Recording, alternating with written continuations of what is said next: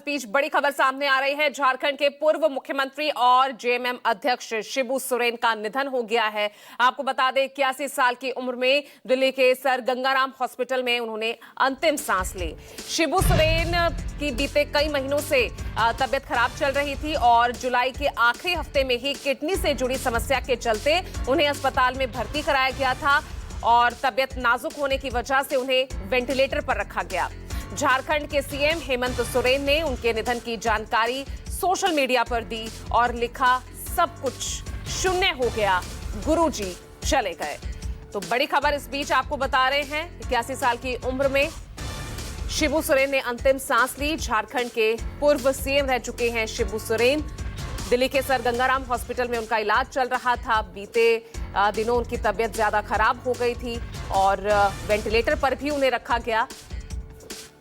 और हेमंत सोरेन उनके बेटे, उन्होंने सोशल मीडिया पर पोस्ट कर शिबू सोरेन के निधन की जानकारी दी और लिखा, गुरुजी हम सब कुछ छोड़कर चले गए हैं, सब कुछ शून्य हो गया है।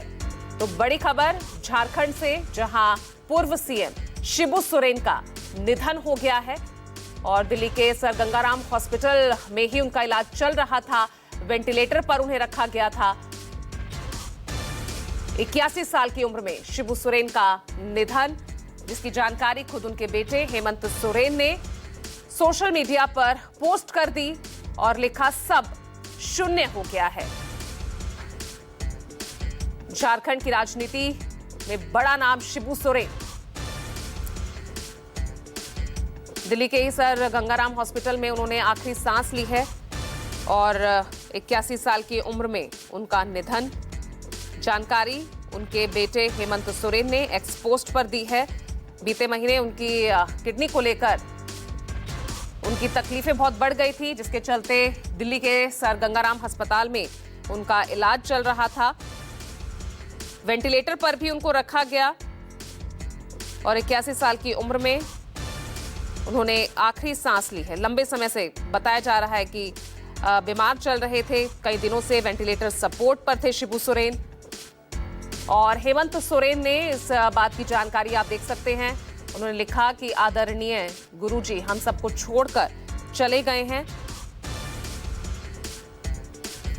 और मेरे साथ ज्यादा जानकारी के लिए मेरे साथ मेरे वरिष्ठ सहयोगी राजीव रंजन जुड़ गए हैं। राजीव, जिस तरह से ये खबर आई है शिबू सोरेन का जाना, झारखंड की राजनीति, बड़ा नाम शिबू सोरेन।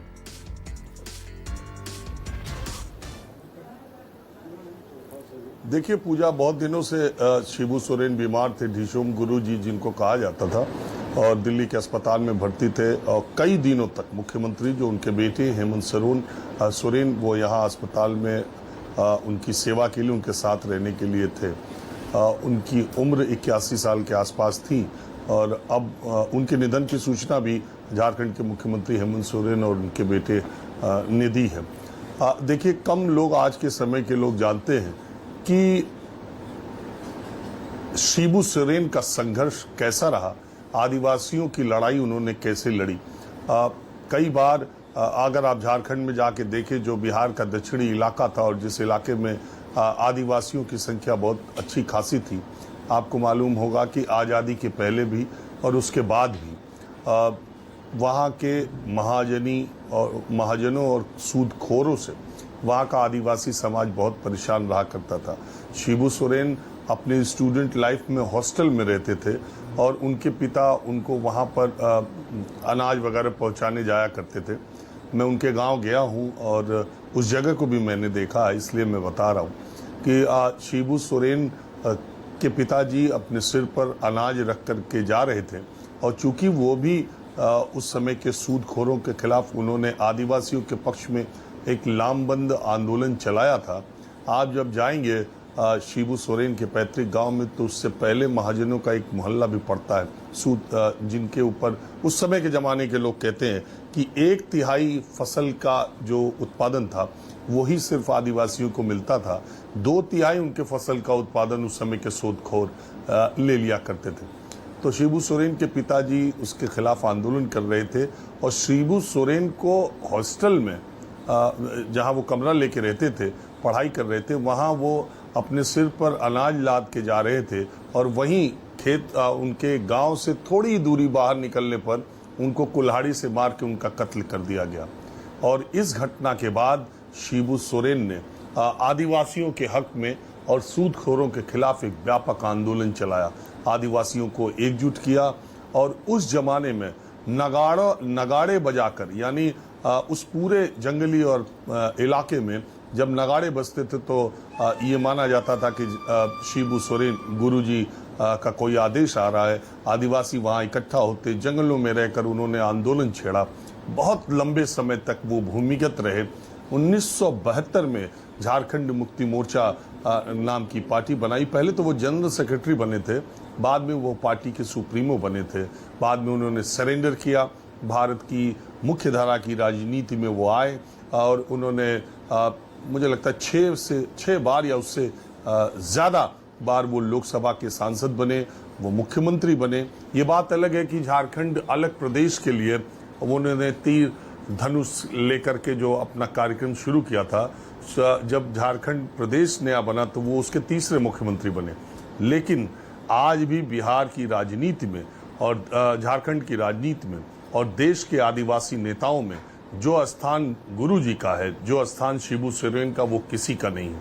क्योंकि मैं झारखंड के बहुत सारे इलाकों में गया हूँ, अभी भी आदिवासियों का एक बड़ा वर्ग उन्हें भगवान के तौर पर मानता है। और जिस तरीके से उन्होंने आदिवासी सीटों पर, अगर आप इस बार का भी प्रदर्शन देख लें झारखंड मुक्ति मोर्चा का और इसके पीछे वाले बार का भी प्रदर्शन देख लें, तो झारखंड की आदिवासी सीटों पर झारखंड मुक्ति मोर्चा का जो प्रभाव है, जो शिबू सोरेन का प्रभाव है, वो किसी करिश्मे से कम नहीं है।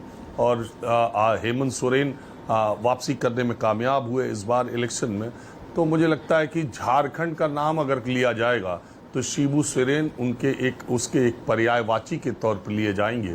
झारखंड के लिए जो काम शिबू सोरेन ने किया, आदिवासियों के अधिकारों, उनके अंदर चेतना के लिए जो काम शिबू सोरेन ने किया, वो अपने आप में एक उदाहरण है। हालांकि बाद में के वर्षों में कोयला मंत्री रहते हुए उन पर केस हुआ, वो भूमिगत हो गए और देश के इतिहास में पहले कैबिनेट मंत्री थे जो कैबिनेट मंत्री ही लापता हो गया।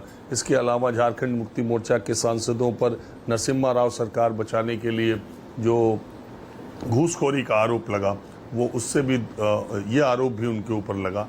लेकिन असलियत ये है कि शुरुआती दौर में 40 साल का जो संघर्ष शिबू सोरेन का था, वो भारत की राजनीति में बिरला है। और ऐसे समय में आदिवासियों का एक मसीहा आज उसने अंतिम सांस ली है। झारखंड में उनको किस कदर लोग मानते थे। आदमी को कहते हैं ना, किसी आदमी के बारे में पता करना है तो जब वो अस्पताल में हो तब, और जब उसकी अंतिम यात्रा निकले तब पता चलता है कि उस आदमी ने क्या बनाया है। आप देखिएगा शिबू सोरेन की अंतिम यात्रा जब निकलेगी तो वो देश की राजनीति और सामाजिक लोगों के लिए एक इबारत की तरह होगी। ठीक है राजीव, बहुत बड़ी क्षति झारखंड की राजनीति के लिए, झारखंड के लोगों के लिए, जो उन्हें अब भगवान की तरह पूजती है। दिशोम गुरु हमारे बीच नहीं रहे हैं। 81 साल की उम्र में दिल्ली के सर गंगाराम हॉस्पिटल में शिबू सोरेन ने अंतिम सांस ली है।